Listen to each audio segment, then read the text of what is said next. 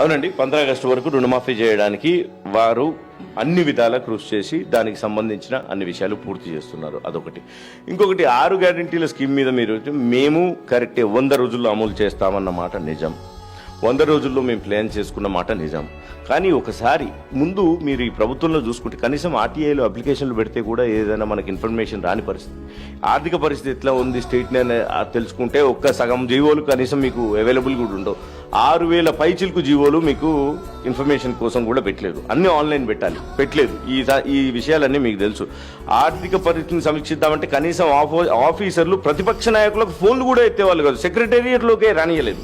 అలాంటి పరిస్థితి ఉన్న రాష్ట్రంలో మేము వచ్చిన తర్వాత మీకు అదే ఇందాక చెప్పింది, సమీక్షలు చేయటం మొదలు పెడితే వీళ్ళు చెడగొట్టారని తెలుసు, కానీ ఇంత చెడగొట్టినని తెలిసే వరకు కూడా మాకు 45 రోజులు పట్టింది.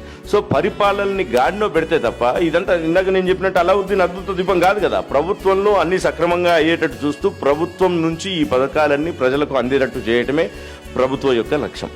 సో ఆ లక్ష్యం దిశగా మేము కృషి చేస్తున్నాం. వీళ్ళు చేసిన పొరపాట్ల వల్ల ఇప్పటి వరకు కూడా ఇంత లేట్ అయింది. 100 రోజులు కాస్త దాని తర్వాత 45 రోజులు అయిపోయింది. కోడ్ వచ్చేసింది. ఇప్పుడు జూన్ 4 తర్వాత కౌంటింగ్ అయిపోయిన తర్వాత ఒకసారి కోడ్ ముగిసిన తర్వాత డెఫినెట్లీ జూలై ఆగస్ట్ కల్లా మేము అన్న ప్రతి అంశం కూడా పూర్తి.